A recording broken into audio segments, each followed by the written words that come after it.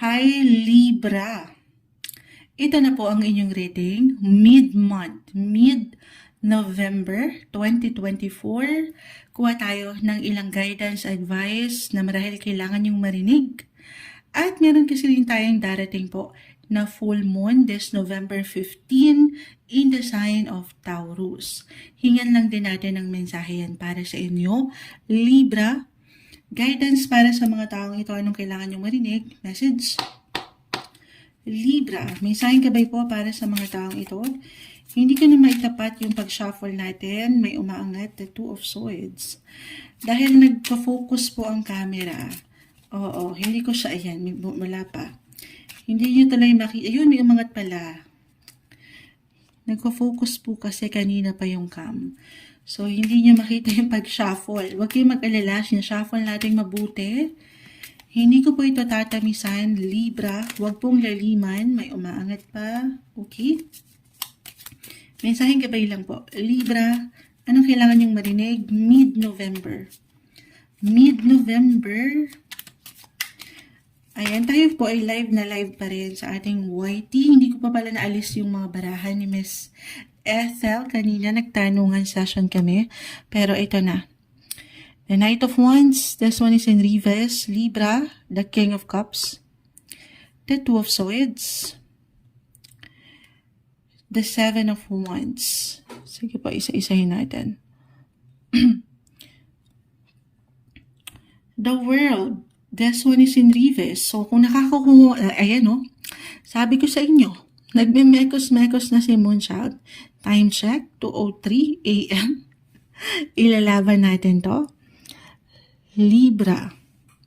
The World is in reverse. Kung nakakakuha man tayo ng ilang reversal cards, hindi naman po ibig sabihin ay hindi na agad okay. Okay, gagalawin ko lang kayo ng bahagya. Ayan. Meron lang po itong kalakip na mensahe. The Devil ay narito. Hindi kailangan katakutan or laliman. Meron lang pong kalakip na mensahe. The Ace of Pentacles and the Hierophant. This one is in reverse. Tayo ay general reading. Just only take what resonate. Libra. I will be honest, straightforward. Meron tayong ilang imbalances na nakikita. At dalawa lang din po ito. Libra, you're all about balance, justice. Dalawa lang ito. Ito yung marahil patuloy niyong misyon. Ang may balanse ang ilang bagay. Or kailangan a reminder to stay balanced. Nang walang pagkasobra or pagkakulang. Okay? Reversal yung energy. So, pwede po itong mag-apply sa inyo mismo or sa ilang tao, isang tao sa inyong buhay. Ito, the Devil, the Hierophant, reverse. Huwag katakutan, pero maaaring merong ilang negativity, negative energy, negative vibes right now sa inyong paligid or sa inyong sariling pakiramdam lamang. Minsan wala tayong higit na kalaban, kundi tayo lang din. Okay? Pero, hindi, eto, buhay, relasyon man, or posisyon sa trabaho, depende na. Again, kahit pare-pareho kayo Libra, ng sign, magkakaiba ang bawat isa. Depende sa iniiwanan nyo ng prioridad. It could be about your work or relationship area. Ano dyan yung hindi na healthy. Sobrang nagiging unhealthy na para sa inyo. Meron kayong kailangan ibalanse ng walang pagkasobra or pagkakulang. Okay? Dahil ang mga bagay-bagay kapag nasasobrahan o nakukulangan ay hindi na rin daw, syempre nagiging maganda.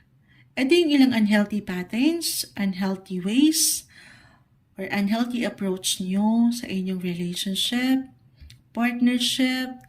Tanungin lang din ng sarili, meron pa bang give and take? Andyan pa ba yung opportunity para patuloy kayong mag-grow? O nagkakaroon dito ng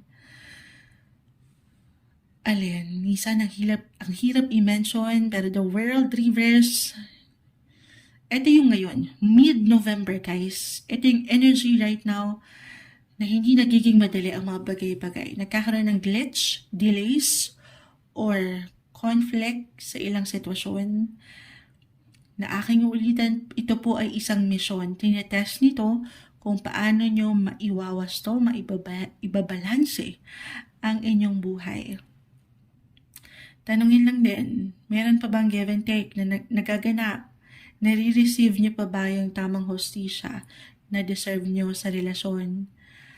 Or kayo na lang palagi yung nagiging bigger person, Libra. Sa Libra, di ba? Ay, peacemaker kayo sa true lang. Gusto nyo, tahimik lang ang buhay sana. Pero, wala tayong control, guys, kung ano yung pwedeng ihain sa inyo ng mundo. Pero meron kayong control kung paano kayo mag-react, mag-response, kung paano nyo i-handle ang mga bagay-bagay. Okay? Pagdating sa relationship, to be honest, meron tayong nakikitang challenge. Relationship, partnership, saan man yan, no matter what your relationship status, depende sa kinakaharap nyo. Para sa ilan, pinaglalaban pa ang relasyon, binibigyan pa ng proteksyon ang posisyon sa trabaho. It will be up to you. Pag nilay-nilayan ng iyong buhay, alisin lang etong ilang demonyo. Ayan. The devil is here. Tanging kayo po ang higit na makapagpapasya. Kung kailangan yung i-divert ang energy, gawin yon. Hindi naman kailangan kasi sabi ni Moonchild, totally alisin ko na to. Hindi kailangan. Iba-iba po ang bawat isa. Depende. Take everything one day, one step at a time. Ulitin ko, minsan wala tayong higit na kalaban, kundi ang ating sarili. So, yung journey mo, yung path mo, yun naman yung mahalaga eh. Minsan, nagkakaroon lang, kumbaga, ng pagka-rocky, may ilang lubak dyan, the Knight of Wands reverse. Pero still, kung mapapaangat mo yung pagka-at peace sa'yo, nang walang pagmamadali, or walang pagkabagal, wala rin namang pagkakulang, pagkasobra, wala kang dapat ikabahala. Okay? As long as nandito ka naman sa pagiging wasturin nang wala kang inaapakan ng ibang tao. Okay? Walang dapat ipangamba. Okay? Or if this is about money, meron ba kayong ito, sa reality, lalo rin sa usaping pera, ups and downs, highs or lows, yung iba may pagkasobra, may pagkakulang. A reminder, since itong kung hindi ako nagkakamali, itong full moon na darating po, Libra, okay, it will highlighted your 8th house of finances. Oo. So, meron kayong makukomplete dyan. Meron kayong masisettle. Anything in regards your assets, your money. Okay, or kung meron kayong pagkakautang or merong pagkakautang sa inyo, reversal tayo, maaaring mabayaran na kayo. Claim natin ito. Kahit pa nakakakita po talaga tayo ng kabagalan sa proseso. Pero i-claim natin na parating ito sa tamang pagkakataon. Okay, maharap. Pambabayaran. Or meron kayong matatapos. Okay?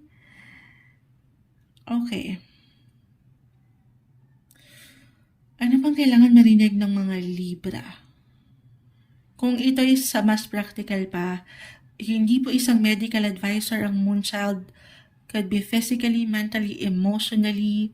Baka dyan lang naman din mag-apply ito sa inyong mga sarili. Saan kayo nasasobrahan o nakukulangan, Libra? Baka gaya ni Moonchild, minsan kulang sa tulog or pagkasobra sa kape, yung ganon. Ano na naman yung hinahalimbawa ni Moonchild? Stay healthy, stay well-balanced. Na hindi madali, kasi hindi naman tayo perfect. Pero, yun lang naman, baka ganun lang. Baka nakakalimutan mo lang din yung ikaw mula dito sa ilang challenges ng buhay. So, more on self-care and self-love. Syempre pa, huwag mo rin kakalimutan na magpahinga. Okay? Ito yung umaangat na mensaheng gabay mid-November 2024, mid-month of November para sa inyo, Libra.